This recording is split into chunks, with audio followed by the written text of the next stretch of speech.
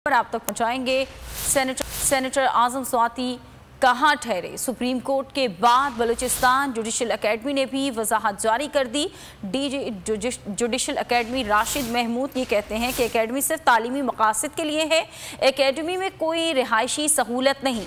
Balochistan judicial academy से मुतालिक special branch की रिपोर्ट बेबुनियाद और गुमराह कुन है। ये अहम खबर आप तक पहुंचा रहे हैं सेनेटर आजम स्वाति। वीडियोस का मामला है, वो कहां ठहरे? सुप्रीम कोर्ट के बाद बलूचिस्तान जुडिशल एकेडमी ने भी वजाहत जारी कर दी है।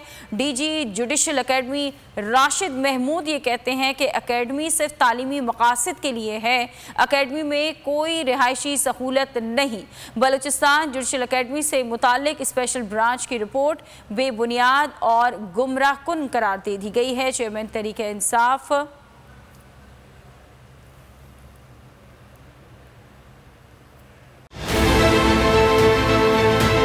अच्छी कवरेज की है। ये मार्च की तो जबरदस्त कवरेज थी, बॉल की प्रॉब्लम सबसे बेस्ट थी।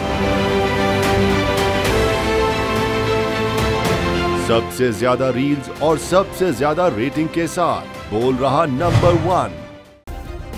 सब्सक्राइब करें और बेल दबाएं ताकि कोई खबर रह न जाए।